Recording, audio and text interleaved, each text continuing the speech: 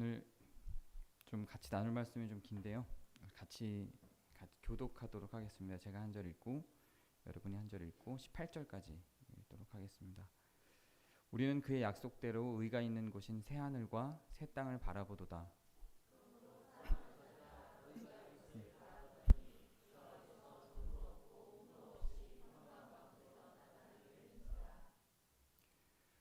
또 우리 주의 오래 참으심이 구원이 될 줄로 여기라. 우리가 사랑하는 형제 바울도 그 받은 지혜대로 너희에게 이같이 썼고,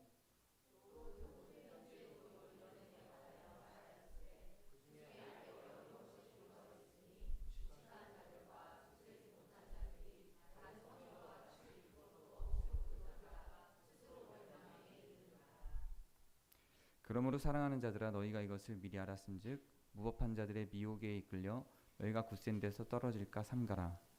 오직 우리 주 곧 구주 예수 그리스도의 은혜와 그를 아는 지식에서 자라가라. 영광이 이제와 영광한 날까지 그에게 있을지어다. 아멘. 네, 오늘 말씀이 13절부터 읽었는데요. 그 13절 앞에 2절을 먼저 읽고 이어지는 거기 때문에 그 2절만 먼저 읽어보도록 하겠습니다. 곧 거룩한 선지자들이 예언한 말씀과 주 되신 구주께서 너희의 사도들로 말미암아 명하신 것을 기억하게 하려 하노라. 이렇게 거룩한 선지자들이 예언한 말씀에 대한 이야기에서 시작이 됩니다. 그러니까 이 장은 베드로후서 3장은 사도들로 말미암아 명하신 것과 거룩한 선지자들이 예언한 말씀, 즉 성경을 가지고 하는 말입니다. 그러니까 이따가 뭐 편지라는 단어도 나오고 글이라는 단어도 나오고 이런 편지, 글 이런 내용은 이후에 나오는 것들은 다 이 선지자들이 예언한 말씀과 사도들로 말미암아 명하신 것, 즉 성경이라고 생각을 하고 들어주시면 되겠습니다. 13절을 보면 우리는 그의 약속대로 의가 있는 곳인 새하늘과 새 땅이라고 기록하고 있습니다. 새하늘과 새 땅은 우리가 통상적으로 성경 전체에 새하늘과 새 땅이 나타나는 것은 천국을 의미합니다. 이 새하늘과 새 땅을 몇몇 이단으로 구분된 교단에서는 지금 이 땅 위에 이루어질 새로 도래할 우리가 만들어갈 지상에 있는 어떤 종류의 정부로 계산을 하거나 해석을 하는 그 이단들이 있죠. 근데 그런 종류의 이단들은 대체로 계속해서 제가 얘기를 했던 구원파나 근본주의 신학의 연장선에서 거기서 훨씬 더 발전해서 성경을 문자적으로 바라보는 입장에서 나온 것들입니다. 대표적인 게 여호와의 증인이 있죠.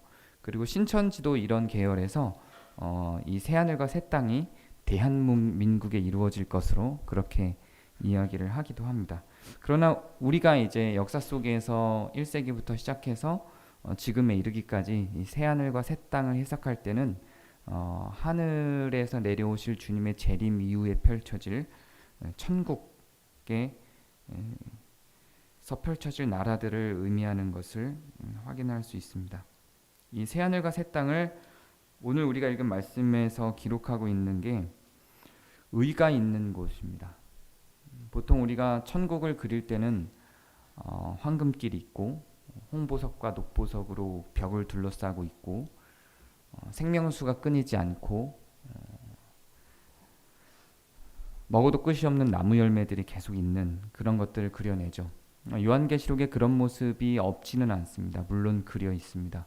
그러나 그거보다 더 중요하게 바라보고 천국에서 펼쳐질 것을 한 문장으로 요약할 때 나오는 단어는 의입니다. 새하늘과 새 땅, 곧 천국에서 이루어질 것은 의가 있는 것입니다. 주기도문을 보면 하늘에서 이룬 것 같이 땅에서도 이루어지다라고 하는 기도가 있습니다. 그래서 하늘에서 이룬 것이 땅에서도 이루도록 만들어가는 것이 성도들입니다. 그러면 하늘에서 무엇이 있을 것인가를 바라보는 관점이 이 땅에서 어떻게 살아갈 것이며 이 땅에서 무엇을 이룰 것인가를 결정하는 구조로 우리의 신앙이 흘러갈 수밖에 없습니다. 하늘에서 이루어질 것이 물론 성경에 기록이 있지만 그게 없다는 게 아니에요.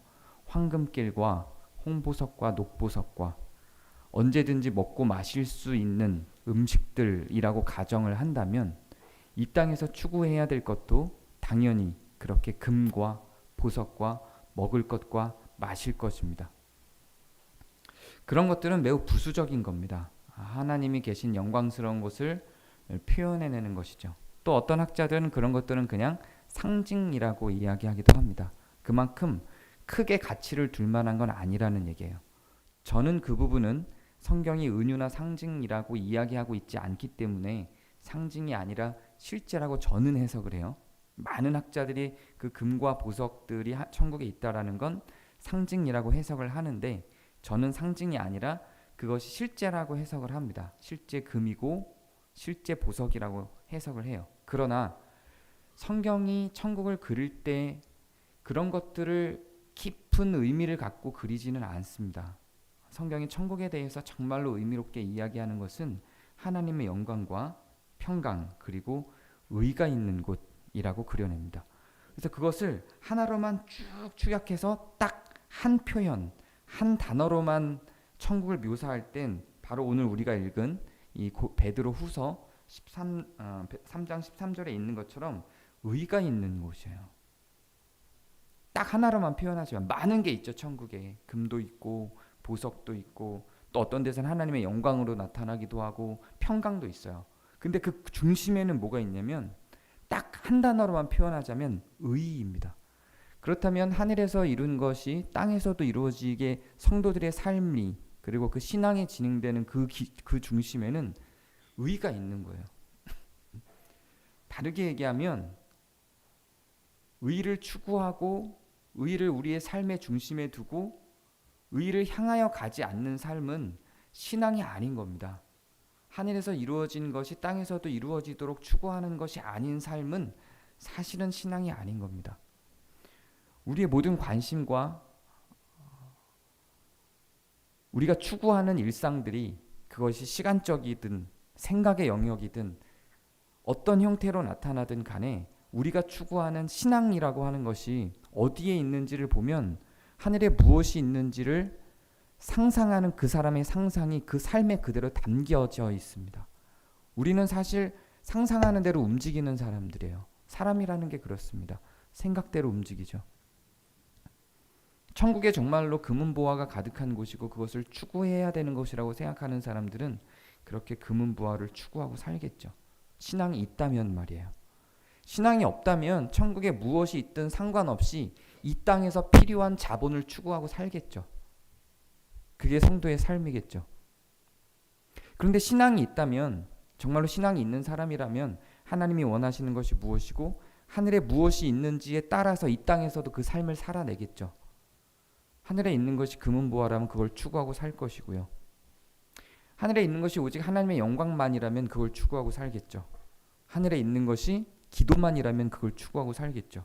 근데 놀랍게도 하늘에 있는 것을 단 한 단어로만 요약하는 장면이 바로 우리가 읽은 이 장면인데 의라고 그걸 이야기하고 있어요. 그렇다면 성도가 하늘에 이루어진 뜻을 땅에서도 이루어질 수 있도록 추구하며 살아가는 그 삶의 방향성은 당연히 의가 되어야 될 것입니다. 그렇다고 평강의 의미가 없다거나 하나님의 영광의 의미가 없다거나 금은보화가 의미가 없다는 게 아닙니다. 천국에 다 있습니다. 다 있지만 그것이 어디로부터 시작되며 무엇이 그 모든 것들의 중심이며 무엇이 하나로만 요약돼서 단지 하나, 너무 어려우니까 다양한 것들이 그냥 하나만 딱 지점을 정해놓고 가야 한다면 그게 무엇일까라고 했을 때 그게 의라는 거예요. 사랑도 의에서 시작되고 평강도 의에서 시작됩니다. 의가 없는 평강은 평강이 아니죠. 의가 없는데 평강이 있으면 그건 범죄의 소굴로 들어가는 거예요. 의가 없는데 사랑이 넘치면요, 죄가 가득하게 만드는 거죠. 의가 시작이고 의가 출발이고 의가 중심이에요. 나머지 것들은 다 그 다음에 이루어지는 일들입니다. 그래서 그 새하늘과 새 땅에 있는 것이 바로 의라고 이야기를 하고 있고 그 새하늘과 새 땅을 한 표현으로 요약한다면 의가 있는 곳이라고 이야기를 하는 것입니다. 그러면 그것을 믿는 성도들, 여기서 사랑하는 자라고 표현된, 사랑하는 자들이라고 표현된 그것을 믿는 성도들은 어떻게 살아가야 할까요? 어떻게 살아가야 하냐면 점도 없고 흠도 없도록 평강 가운데에서 나타나도록 힘쓰면서 살아갑니다. 이걸 완성하는 게 아니에요. 이걸 완성한 채로 살아간다고 하는 것이 구원파적인 신앙이고 지금 한국교회에 굉장히 만연하죠. 그래서 마치 지금 나에게는 흠도 없고 점도 없고 평강한 것처럼 흉내내면서 살아가죠. 근데 성경이 요구하는 건 그걸 요구하는 건 아니에요. 우리는 죄된 속성의 육체를 갖고 있기 때문에 신분적으로는 의인이 돼 있으나 여전히 죄인이라 이것을 추구하며 힘쓰며 살아갑니다. 천국이라고 하는 곳이 의가 있는 곳이라고 가정을 하고 우리가 그 의가 있는 곳을 향하여 살아가는 사람들이라면 당연히 우리의 삶도 점도 없고 흠도 없고 평강 가운데에서 나타나기를 힘쓰면서 살아가는 겁니다. 그게 자연스러운 연결 과정이죠. 그런데 이것이 가능하게 하는 건 뭐냐면 바로 이 의가 있는 곳으로 우리를 안내하게 하는 게 뭐냐면 그게 바로 주의 오래 참으심입니다. 여기에서 주님이 나오는 거예요. 여기에서 그리스도가 나오는 거예요. 그리스도가 이것을 오래 참게 하기 위하여 십자가에 못 박혀서 우리를 위해 돌아가시고 대신 우리의 죄의 대가를 지불하셔서 아직 완성되지 않고 흠도 있고 점도 있으나 그거를 향하여 힘쓰고 살아가는 사람들을 오래 참아 기다려주시기 위해서 신분을 바꿔주시고자 십자가에 못 박혀 돌아가신 거예요. 그러니까 그리스도께서 십자가에 못 박혀 돌아가신 그 중대한 사건은 매우 중대하고 그것이 우리에게 구원을 던져주는데 오직 그 사건만 있고 그 앞뒤로 아무것도 없는 게 아니라 그 앞에는 의가 있는 곳이 있고 그 이후 그 뒤에는 그것을 향해서 달려가면서 흠이 없는 삶을 살려고 힘쓰는 성도들이 있는 거예요. 그 중심에 그리스도의 십자가가 있는 겁니다. 그런데 근본주의 신학과 구원파적 신학 그리고 지금 한국교회 사실은 반 이상 한 70% 저는 그 정도 보는데요. 그 정도로 만연하게 가득하게 갖추고 있는 그 신학 가운데는 앞에 있는 의가 있는 곳 뚝 잘라내고 뒤에 그걸 위해 힘쓰고 살아가는 성도들의 삶을 뚝 잘라내고 그리스도의 십자가만 딱 담아놨죠. 그래서 그리스도의 십자가가 전부다. 오직 그리스도의 십자가밖에 없다라고 하는 그 말이 틀린 말이 아닌데 이게 어떻게 오용되냐면 의도 추구할 필요가 없고 힘쓸 필요도 없다로 오인이 돼요. 그렇게 이야기하는 게 아니에요. 이 힘써서 우리가 추구하는 그 삶이 의가 있는 곳까지 다다라서 우리를 의롭게 만드는 데는 오직 그리스도의 공로로서만이다라는 의미지 그리스도의 공로가 있기 때문에 즉 주의 오래 참으심이 있기 때문에 힘쓸 필요도 없고 의가 있는 곳도 없다라는 의미가 아니에요. 이거를 잘라버린 신앙은 뭐 반쪽짜리도 아니고 이따가 보시겠지만 멸망에 이르는 길이에요. 이렇게 가면 안 되는 거예요. 오직 믿음이고 오직 그리스도고 오직 십자가라는 그 개혁자들의 외침은 이 십자가의 자리를 돈과 사제들의 권한으로 덮어 씌워진 것에 대한 반발로 이 힘쓰는 성도들의 삶과 의가 있는 곳을 연결시키는 곳은 그 사도들의 권한과 돈이 아니고 그리스도다라고 하는 의미에서 오직 그리스도를 외친 것이지 오직 그리스도다라고 하는 외침이 의를 위하여 힘쓸 필요도 없고 우리가 도달할 곳이 의다라는 것도 부정하는 게 아니라는 이야기예요. 근데 너무 많은 오해 속에서 이 오직 그리스도라고 하는 이 외침이 의를 다 던져버렸어요. 그래서 마치 의롭지 않아도 되는 것처럼 이 세상을 만들어버렸어요. 의롭지 않아도 그리스도만 있으면 우리는 의가 있는 곳에 이르는 것처럼 이상한 구조가 돼버렸죠. 의롭지 않은데 의를 향해서 달려가지 않는데 어떻게 의가 있는 곳에 우리가 도달하겠어요. 구원은 천국 들어가는 것이 아니라 의가 있는 곳에 가는 거예요. 즉 의가 있는 것이에요. 그게 구원이에요. 의에 대해서 이야기하지 않고 구원에 대해서 이야기할 수가 없는 거예요. 그런데 현대 한국교회 전도라고 하는 것은 어떻게 진행되고 있냐면 의에 대한 이야기가 없어요. 무엇이 바른지, 무엇이 옳은지, 우리는 어떻게 살아야만 하는 것인지, 하나님의 나라에 무엇이 있는지 이 얘기가 없어요. 없고 그리스도를 믿으십니까? 아멘, 끝. 여기서 끝나요. 그러면 의가 그냥 도래한 줄로 알아요. 힘쓰지 않으면 의가 있는 곳에 우리는 도래할 수가 없어요. 여기까지 이야기를 하고요. 이게 성경의 요약입니다. 창세기부터 요한계시록까지가 이 안에 다 담겨 있는 거예요. 베드로가 지금 13절, 14절, 15절 이 세 절에 걸쳐서 성경을 요약한 거예요. 성경을 딱 요약하고 이렇게 이야기를 해요. 사랑하는 형제 바울도 그 받은 지혜대로 너희에게 이같이 썼다 그래요. 바울도 너희에게 이같이 썼다. 이 세 절을 딱 요약하면서 15절 끝에 이렇게 쓰는 거예요. 바울도 너희에게 이같이 썼다 그래요. 아까 그리고 2절에서 뭐라 그랬어요?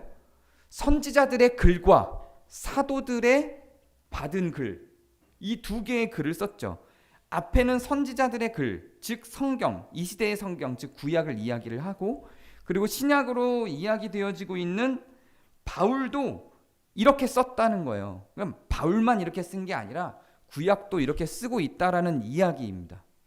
그래서 성경은 바로 이 세 절로 요약될 수 있다는 이야기를 베드로가 하고 있는 거예요.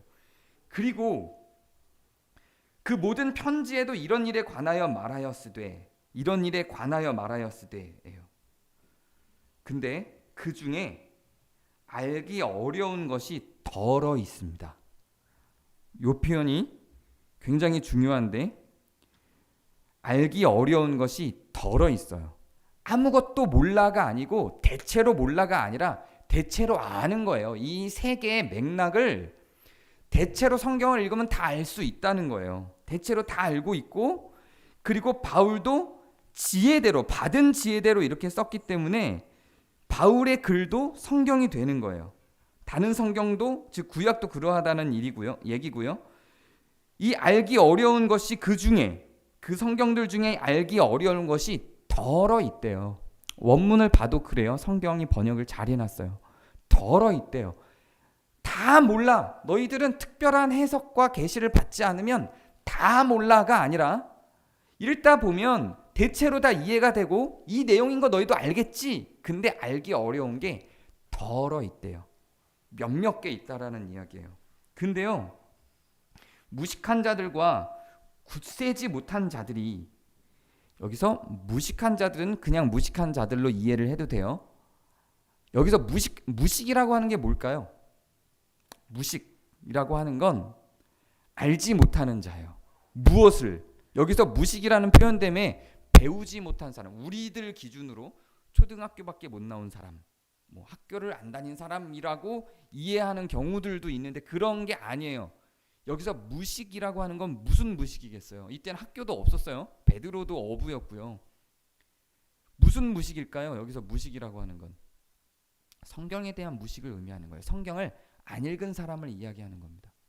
무식한 사람, 무식한 자들, 성경에 대해서 그걸 너희들이 다 알고 있고 더러 어려운 게 있는데, 무식한 자들, 이 성경을 알지 못하는 자들과 굳세지 못한 자들, 여기서 굳세지 못한 자들은 왜 나온 표현일까요? 굳세다라는 표현이 여기서 왜 나올까요? 이 당시에는 이것을 알고 믿고 그 의를 향하여 달려가기 위해서는 굳세였어야 됐어요. 힘썼어야 됐어요. 지금도 마찬가지예요, 사실은. 이때는 눈에 보이는 핍박과 압력이 있었어요. 그래서 굳세지 않으면 그것을 알기 위해서 갈 수가 없었어요. 성경도 없었어요. 성경은 사도들이나 순회 복음자들이 들고 다녔지, 너무 귀했기 때문에 이게 다 필사를 하잖아요. 너무 귀했기 때문에 성경도 없었어요. 그리고 핍박도 있었어요. 기독교인이면 죽을 수도 있었어요. 굳세지 않으면 이 안으로 가지 못했어요. 그런데 무식한 자들, 성경을 읽지 않은 자들과 굳세지 못한 자들이 다른 성경과 같이 그것도 바울의 성경도 바울이 쓴 글도 억지로 풀다가 스스로 멸망에 이른대요. 여기서 억지로 푼다라고 하는 건 앞에 것을 기준으로 볼 때 다 배웠고 다 읽었는데 이해가 안 돼서 억지로 푼다라는 의미가 아니라 안 읽은 자들과 이것을 감당할 만한 굳셈이 없는 자들이 그것을 억지로 풀었다는 의미예요. 그러니까 누군가가 특별히 풀어줘야만 하는데 몇몇 사람들만이 이 성경을 읽을 권한을 가지고 그것을 특별히 풀어줘야만 하는데 그걸 따르지 않고 자기가 스스로 풀어서라는 의미가 아니에요.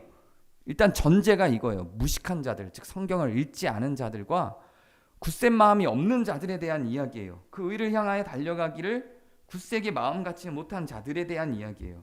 그것을 억지로 풀다가 스스로 멸망에 이르러요.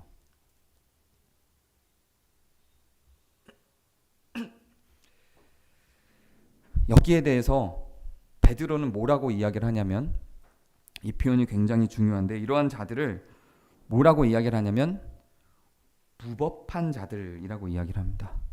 무법한 자들. 자, 여기에서 실제로 법은 어디에 있나요?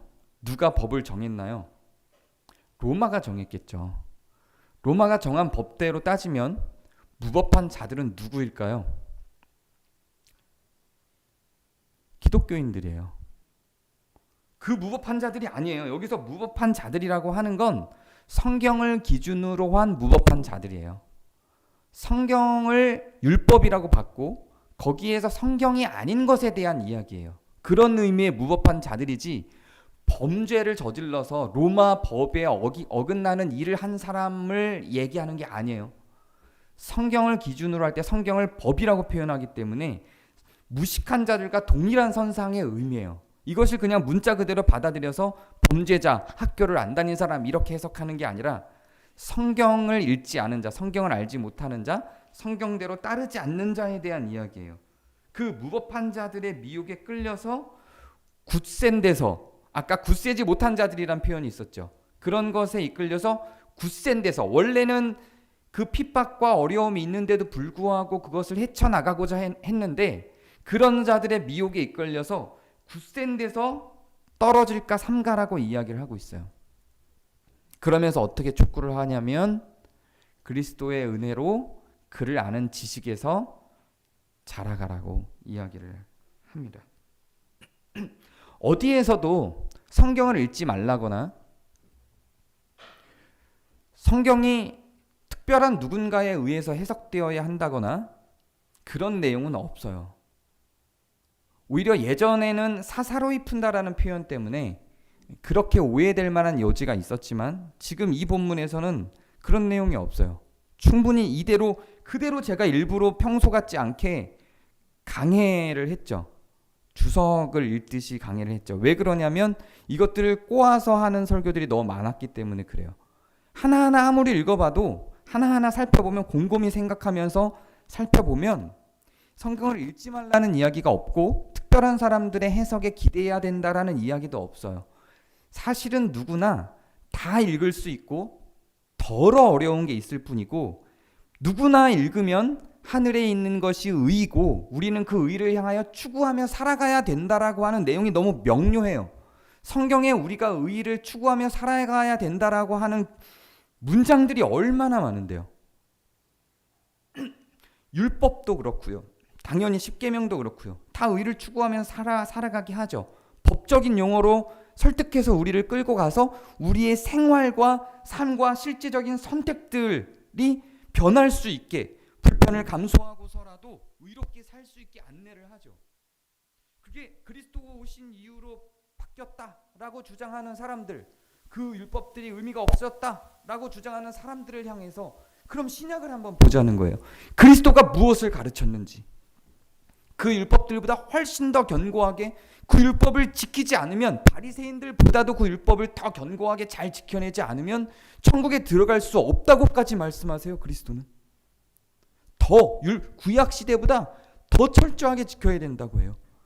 바울은요 그걸 디테일하게 들어가서 자녀들에게 어떻게 해야 되는지, 부모들에게 어떻게 해야 되는지 아주 섬세하게 가르쳐요. 어떻게 살아가야 되는지에 대해서, 의에 대해서 이야기하는 장면들이 넘치고 넘쳐요. 그것도 그냥 추상적인 의가 아니라 구체적으로 우리가 어떤 삶을 살아가야 되는지에 대해서 이야기하는데 성경에 그게 넘치고 넘쳐요. 풀어주지 않으면 이해 못할 내용들이 없어요. 다 알만한 것들이에요.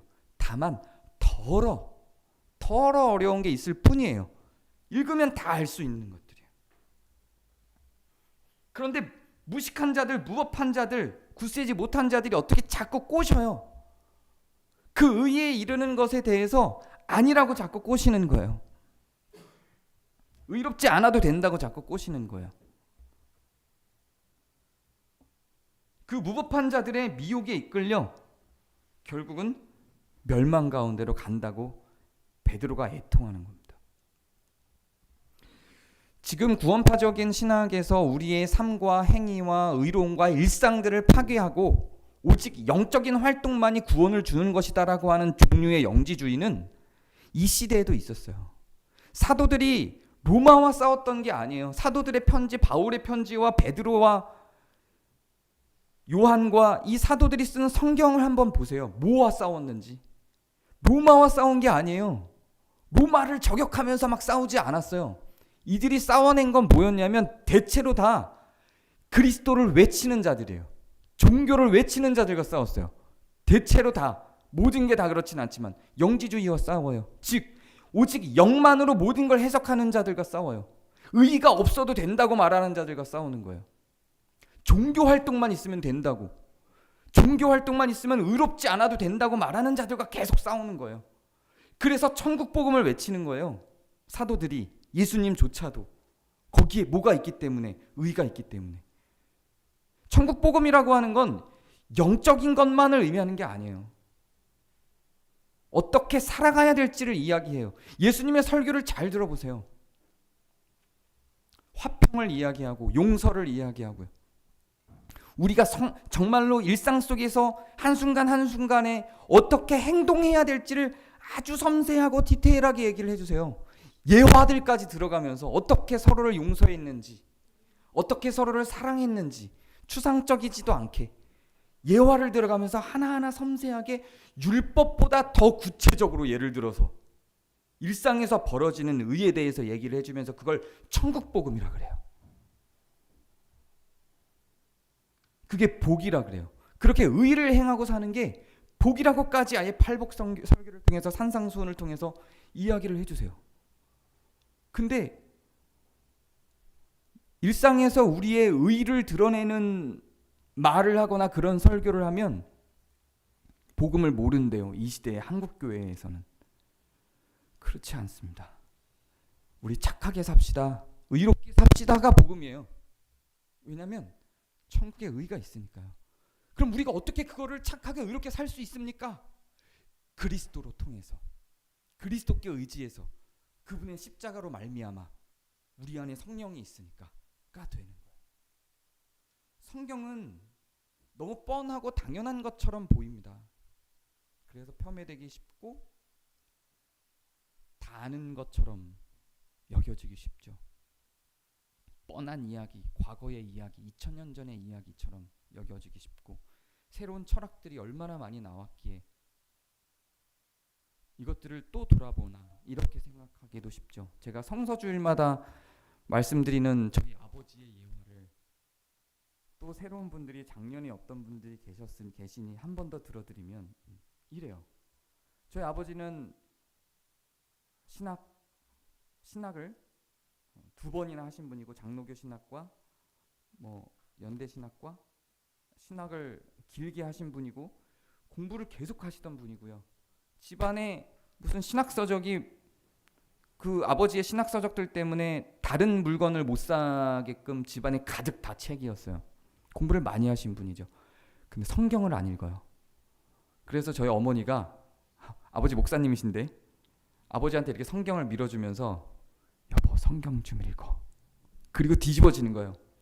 야! 내가 이걸 안 읽었겠냐? 내가 지금 바르트를 공부하는데. 성경보다 훨씬 더 진보되고 훨씬 더 많은 해석을 한 지금 걸 다 읽고 있는데 지금 네가 지금 성경을 나한테 내가 이걸 안 읽었겠냐 이렇게 싸우는 장면이 아직도 눈에 선해요. 성경으로 돌아가는 거예요. 그거밖에 없어요. 그게 다 읽어서 아는 것 같지만 우리가요 10계명도 까먹어요. 여기서 까먹는다라고 하는 건 문장을 까먹는다는 게 아니에요. 우리의 삶에서의 까먹음이에요. 까먹어요. 일상이 그게 아니니까. 일상이 성경이 아니니까요. 우리의 삶을 살기 위해서 살다 보면 자꾸 까먹어요. 자꾸 돌이키는 거예요. 성경 그래서 읽는 거예요. 내용을 몰라서 읽는 게 아니에요. 성경 공부를 하다 보면 자극 추구가 있어요. 성경 지적인 자극 추구가 있어요. 그래서 모르던 걸 발견했을 때, 새로운 해석을 했을 때 짜릿하죠. 그게 성경 읽은 것 같죠? 그런 게 아니에요. 다시 돌아가는 거예요. 아는 그 자리로 돌아가는 거예요. 그리고 그것을 비춰서 그걸 어떤 그물망처럼 어떤 틀을 세워서 거기에 내 삶을 이렇게 통과시켜내는 거예요. 그래서 읽는 거예요.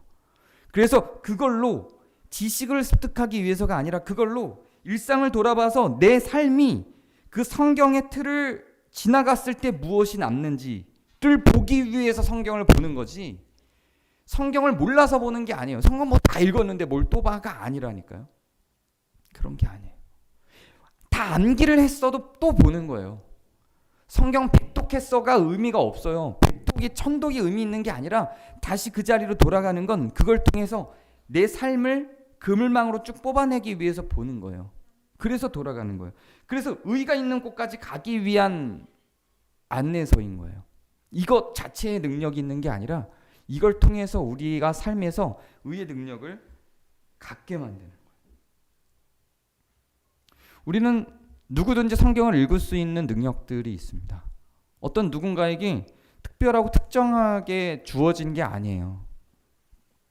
덜어 어려운 게 있겠죠. 그 덜어 어려운 거에 너무 집착할 필요도 없어요. 그건 그냥 덜어예요. 이 세 요절에 있는 맥락이 사실 성경 전부의 요약본이고 그걸 우리가 뻔히 알고 있으나 그럼에도 불구하고 우리가 성경으로 돌아가는 이유는 무법한 자와 무식한 자의 미혹이 있기 때문에 그래요. 성경에 무식하고 성경에 무법한 자들이 다른 초등학문에서 유식하고 다른 초등학문에 뛰어나기 때문에 그것으로 미혹을 하는 거예요. 그래서 우리로 하여금 의롭지 않아도 되는 세계로 이끌어내는 거죠. 베드로는 결국 베드로가 하고자 하는 말은 우리는 의롭게 살아야 되는 사람들이야 라는 이야기를 하는 거예요. 그리고 영지주의와 싸우고자 하는 것들이에요. 그게 저는 한국교회에 지금 고스란히 다 있다고 생각해요. 문자주의는 영지주의와 통합니다. 문자주의가 정말로 문자주의로 간다면 이렇게 의의를 무시하지 않아요.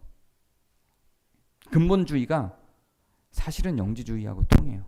영적으로만 모든 걸 해석하려고 하고 우리의 일상과 참 의로운 행위들은 전부 다 폄훼하고 버려버리고 있죠. 거기서 나와서 그것이 만든 세계에서 나와서 성경이 가르치고 있는 의가 있는 곳을 향해서 다 같이 걸어가 주시기 바랍니다. 제가 기도하겠습니다. 은혜의 하나님, 의가 있는 곳을 향하여 힘써 가려고 합니다. 우리는 죄된 신체를 갖고 있고 그 죄된 육체로 말미암아 죄에 더 민감하고 죄에 더 편안합니다. 그래서 그리스도의 십자가로 말미암아 우리 안에 성령이 필요합니다. 하나님, 우리가 그 의가 있는 곳까지 안전하게 갈 수 있도록 우리 안에 성령을 떠나지 않게 하시고 성령의 안내를 잘 받아 그 의가 있는 곳에 이끌려 도달하게 하여 주옵소서. 그 가는 과정길에 성경이 우리의 동반자가 되게 하시고 성서를 폄훼하지 아니하고 우리의 삶의 나침반으로 잘 삼아 나갈 수 있도록 인도해 주시옵소서. 우리 구주 예수 그리스도의 이름으로 기도합니다.